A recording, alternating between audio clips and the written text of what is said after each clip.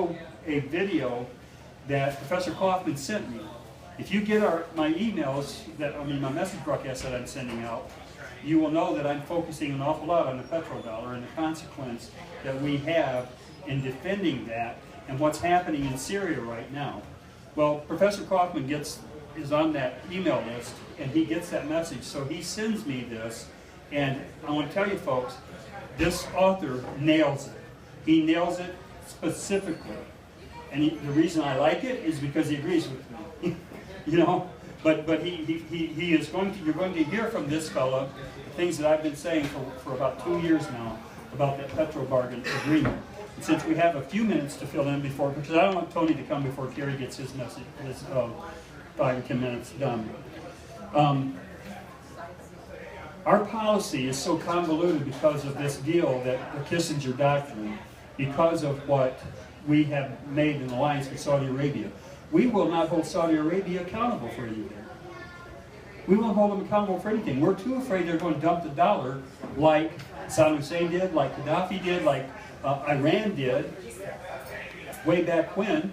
That back in 1952, they overthrew the president of Iran, and the Shah took over, and then the Shah's son took over as an iron-fisted dictator to demand. What was this? That was me. Yeah, that was my sister's email. God bless my sister. She's on our email list too. She's about 74 years old. She lives out in Kansas City, and she is one of those folks who used to be a Democrat, and then she opened her eyes right around about 65 years old. She started about 10 years ago. She started seeing things. And every time she hears Netanyahu speak like today, she emails me and she asks me what I think about it. She cheers. I mean, I can just hear her heart coming through those, you know. And so I'm glad to hear that. So as soon as Mike gets a hold of Kerry, we will go to him. But I think it's really important to understand what's happening in Syria. Right now, I heard Netanyahu say today on the news that he talked to Putin, and he was telling Putin that there was a line drawn in the sand. Now, I'm real sure that when Putin heard that Bibi Netanyahu talk about a line in the sand, he wasn't thinking of the same line that Obama drew. I'll guarantee you that Putin is going to respect that line in the sand that Bibi Netanyahu was talking about today, that he spoke to him about maybe 3 or 4 days ago. And what Bibi said is, when our objectives collide, we collide. We're not moving the line. And he says what we need to do is keep that from happening. And he told Russia and Putin, and I'm guaranteeing you Putin understands this because he understands force. That's why he doesn't like Obama. He understands force, Putin does. He put it in the face of America when he sent that envoy to what was our ambassador that they sent the envoy to tell them that Russia, to have them give Obama a message that Russia was bombing Syria. It was going to take place in half an hour. Get your people out of the way. That's a slap in the face of our president. And if he hadn't done it, I would, if I could. If this hand could reach to Washington, I would. I would slap that president because he is dissing everything that this country has stood for, and we have an awful lot to lose, folks. We got more to lose than people even understand. I'm not happy. There's one of our victories right there. But you know something? Putin understands Bibi Netanyahu. They will be careful not to interdict their weaponry with Israel's. But that won't happen with ours. He will not be afraid to take our weaponry out. If we fly in the same zone that he's flying in, Russia will not be afraid to take them out, because you know why? He knows we won't do anything about it. And I can tell you something. Have you heard that the generals now in the Pentagon are revolting? And now what took so long? Yeah, what took so long? But you know the consequence of this? This could be a coup we're talking about, folks. And this is not a Tea Party coup. This is an American general coup who does not like the direction that they have realized that this president's taken the country. This is serious stuff. This Iran deal that was passed, and the reason I'm holding so many people accountable for allowing the corporate agreement to pass, I don't care who you are. I don't care if you were my favorite. I don't care with the Pacific Trade Agreement. I don't care if you were my favorite. I'm going to hold you accountable for not holding with the constructs of the Constitution. Please leave your name, phone number, and brief message, and we'll get back to you as soon as possible. That's Gary. He's not there yet. He said keep trying. He's right now getting back to where his phone is. So we'll keep moving. The Iran agreement, I did a piece for the DLM report. If you want to read some of that stuff, just Google the DLM report. And I did a piece on Carly. The Daily Beast did a real negative piece on her called Carly Lying. And so they did all kinds of negatives on her. So the DLM called me up and said, Dennis, we're starting to take negatives like this one and publish them. What we're looking for is comebacks. So if you want to write a piece defending Carly, because they knew that I'm a Carly guy, and I need to do a little bit of explanation as to why I am that. Because, come on in. Is this Tamara? Hi, I'm Tamara. Leave your name, phone.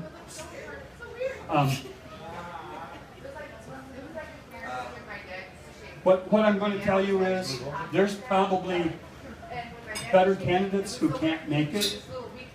I don't know that they're better.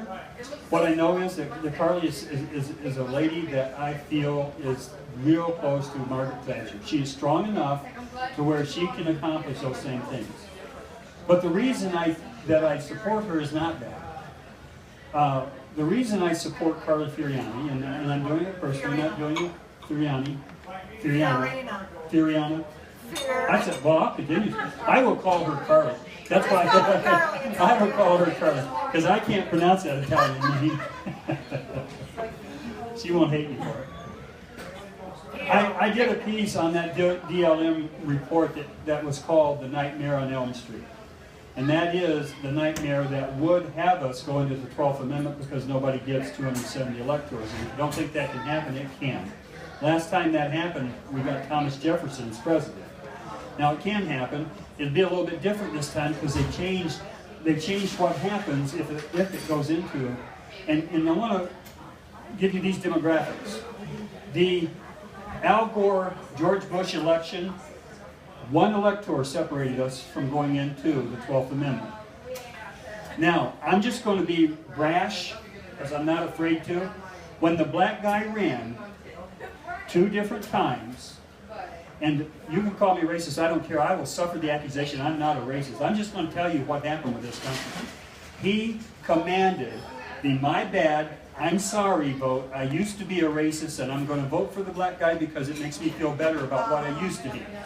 Now, he got a whole lot of votes. And I looked at the electoral count for that election, the first election. He swept the electors. And this last election against Romney, it was even worse. They weren't even close.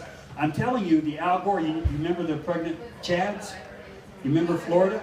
That election, there was only one elector.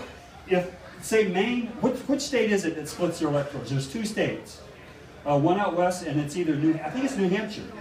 I think it's New Hampshire splits their electors. If New Hampshire in that election had split their electors, and they only have 4, if 2 of their electors had gone for Al Gore instead of George Bush, guess who would have been president? Al Gore would have been president under the 12th Amendment because at that time we had a Democrat-controlled House of Representatives. And I don't know who would have got the vice president. So, we'll wait for that still. Now, Joe, you have a comment? Yeah. When Ben Carson, with the hoopla about him not being able to support a Muslim for president, and then Carly coming out and saying that he was wrong about that, first thing I thought of was you, Dennis, and that you would have a problem with that. Well, that's changing the subject right now. We'll get into that. I don't mind the accusation criticism. But the thing I'm telling you about this 12th Amendment thing, we need to focus on this. Because this is a nightmare on Elm Street, because here's what happens. if this scenario happens, and it's very real, it's very possible, if any third-party vote, third-party run, gets 3 or 4 electors this time. Very possible. I don't know who's going to be the third party. More than likely, it'll be Donald Trump. And I know a lot of you folks are disappointed to hear that. A lot of you folks, he promised he wouldn't, but if you count on the promise from Donald, you know that thing he signed was dated the month before. It wasn't even dated the right date. But I don't know who could do it, but I'm telling you, if a third-party candidate, it could even be Hillary. If Joe Biden takes the candidacy, if Joe Biden takes the nomination, maybe Hillary goes third party. But let me tell you, just the scenario that if it happens, if a third-party candidate gets 3 electors, I think this time, without the black president running, we get back into about a 50-50 division of this country in the voting electorate, and nobody gets 270. Goes into the House, of which we've done the demographics here. We've talked about this before. Goes into the House, Jeb Bush becomes president. Now, if Donald Trump and Hillary are the last two, because here's what happens. The 12th Amendment says that out of the 3 top electoral getters, the House chooses one of those for president, and then the Senate has a choice from the remaining 2. So if it happens to be Donald Trump and Hillary, I'll guarantee you the Republican-controlled Senate will choose Hillary instead of Donald Trump. Yes, they will. I'll guarantee you that. So now here's the scenario. The nightmare on Elm Street is you have 2 Clintons and a Bush in the White House. And you have the predator-in-chief, Bill Clinton, running the halls again, and there's going to be no interim safe. And I'm going to tell you that probably for the, and the reason I think this can happen, try Kerry again. The reason I think this can happen is because Hillary Clinton, because of the email, your name, phone number. because of the email fiasco, there's things, I think the reason John Boehner left and the reason Mitch McConnell will leave and the reason Mike Rogers left, I'm going to tell you that I think it's going to be, there's an awful lot of bad things on a lot of high-profile people in those emails that are coming out. And I think it's rats off of a sinking ship. And I think, now listen to this, folks. Listen, this is going to scare you. If you think like I think, if you think this can happen, you're going to go home scared tonight. Because what I think is Hillary has to have what Bill Clinton had for many years as he was president. You know what that was? It was executive privilege. If Hillary doesn't get executive privilege, she goes before deposition. She will have a grand jury indicting her. And guess who gets indicted once the real truth facts are out about Benghazi? You know why Mike Rogers resigned? Do you know why the chairman of the House Intelligence Committee, one of the most powerful seats, why would he resign? His wife, what you're going to understand when I get done telling you, is his wife was the CEO of what? The security company in Benghazi. The security company in Benghazi. And guess where Mike Rogers, chief of staff, while he was in Washington, when that chief of staff resigned from Mike Rogers, guess where he landed? In Hillary Clinton's Global Initiatives Corporation. Mike Rogers, chief of staff, and another member of his staff is right now in the Global Initiatives. So I'm just one of those folks who, I don't believe in coincidence. Not believing in coincidence will serve me way better than being willing to believe a lie and then having that lie hit me square dead between the eyes and then I am dead. I will not believe in coincidence. If I'm wrong about that, I can correct it with no problem. Mike Rogers resigned because, and this is my opinion, because there was information that he could not withstand while he was sitting in that seat, and I think it's the reason Boehner resigned. I like it being said that the constitutional conservatives chased Boehner out. As a matter of fact, I told Kerry, and I sent Glenn Beck a message in the hope that he would get on board and help receive Kerry in Washington. We'll see about that. But I thought it was kind of ironic that on the same day that Kerry Bentivolio announced that he was coming to Washington, John Boehner decided to leave Washington. It's just a little bit of poetic justice. I don't know. John Boehner says that it's the constitutional conservatives and the fight and the integrity of the House that's the reason he left. It's not. It's not. It never was before. I think John Boehner has some liability when all the emails are read. I think Mitch McConnell. I think that the established Republicans who have been running, and the Democrats on both sides of the aisles, I'm not going to save anybody's skin on this one, folks, because I believe they're both complicit in the bad policy that we've had toward Islam to cover for the petrodollar. You're going to see what's happening with Putin and Russia, and the conflict that your grandchildren and my grandchildren are end up going to have with Russia. You're going to see a video once we have Tony and Tamara's presentation that's going to scare you, because he's going to say the things I've been saying, but the only thing is, he's not a drywall guy. This guy has some credibility. I've just been... your name. Gary Bentivolio? 15 minutes? He's 15 minutes late. Now what we will do, rather than make you folks listen to me doing a Mexican hat dance up here, stalling for time, I will bring Tony on, and then Tony can get started, and then when we get Kerry, we'll let him... Is that okay, Tony? When Kerry is available, we'll interrupt Tony's presentation, and Kerry, he's only going to speak about 15 minutes. We'll give him one more try.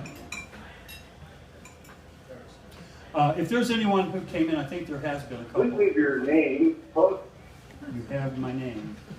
Bill, would you take... Steve, do you want one of these marriage things?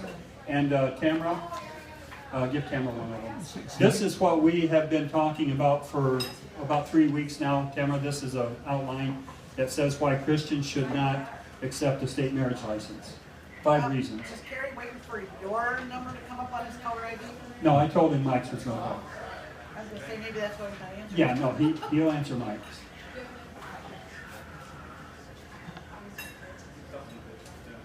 Call Kerry Bentivolio. Just leave a message, tell him to call you. He knows. I called him an hour before he came. Okay, he's not there yet. We're not going to wait too much longer. But just to let Tamara know that we have been talking about a thing that will take marriage off of the table for the Republican Party. Gay marriage, as much as we Christians want to say this is the R-I-T-E in the Bible, and I believe that it is. I believe there's a scriptural marriage right that can only be condoned by Scripture. I believe that the Scripture is against gay marriage, but I believe the Constitution gives them the right to have the civil union. And I know a lot of folks disagree with me on this, but I'm going to have to tell you this, that if we would do what this pastor says in these 5 points, 5 reasons why Christians should not accept a marriage license from the state. See, the Supreme Court has already made a decision called Murdoch versus Pennsylvania that says no state can take a right, convey it to a privilege, and license it. That's Murdoch versus Pennsylvania. Now that was ambiguous until this decision that they just made. See, the marriage is not in the Constitution. It is a reserved right to the states from the 9th and 10th Amendment, because in the Article 1 through 6 it is not mentioned. It's not delegated to the federal government. But this Supreme Court said it was. This Supreme Court says it's inherent in the Constitution via the 14th Amendment. Equal protection under the law, marriage is a right extended to gay folks. Now, whatever your position is, and I think most conservatives have a position, but my position, I'm a conservative. I'll fight you if you want to tell me I'm not. I'll fight you on it. I'm a conservative. But I will tell you that they have the right to a union that is registered by the federal government. You know why I say that? Because the Constitution says that. And the Constitution says in Article 1, Section 10 that the state cannot impair the obligation of contract. Now that has to be researched and you have to study it. What does that mean? It means, and the Supreme Court has ruled on this, it means personal contracts. It's not just contract between states or between countries. You know why this governor, Rick Snyder, could not contract with Canada to build that bridge? It's the same reason that Ted Cruz dropped the ball. It's the same reason. It's advice and consent of the Senate when you have international agreements. The Founding Fathers were pretty smart people. I bet none of them did drywall. I'd just like to say that. They were pretty smart. And what they said was that it takes advice and consent of 67%, 67 votes in the Senate, not percent, but votes in the Senate to give advice and consent of a treaty. And they didn't recognize agreements in the Constitution. This Corker Amendment, there is no Republican should have voted for that, but they all did. Now listen, this is confusing. They all voted for the Corker Amendment, but they didn't vote for the Iran agreement. Not one single Republican voted for the Iran agreement, but they did vote for the amendment that took it out of the auspice of the Senate and brought it down to 51 votes. That's why I'm saying it's so important to view the Constitution and to stand on what it says. I've always said it. I'm a constitutional conservative, Christian Republican. Okay? I am Christians first, but a constitutional conservative that is a Republican, and I would give them up in that order. When I give everything up, I'll still be a Christian. But I'll fight for them. And this Article 1, Section 10, if you don't agree with me on that, then argue with me on a constitutional basis. No state can impair the obligation of contract. If two men or two women want to contract, and there is nothing inherently illegal in that contract, then no state can impair its obligation. Now what this means is that they will be able to... Your name. Tony, get prepared. I'm not going to wait much longer. He knew that we needed him at quarter after. No more than quarter after. This plan, these 5 reasons that Christians shouldn't accept marriage from the marriage license from the state, will take the issue of marriage, gay marriage, off of the table for the Republic. It will diminish the Democrats' vote strategy. But we have to explain this so Christians understand it. This Christian does, who wrote this, he's a pastor. And I think it's solid. We shouldn't be... When did God give the authority to government to license marriage? You're going to have to research that for yourself.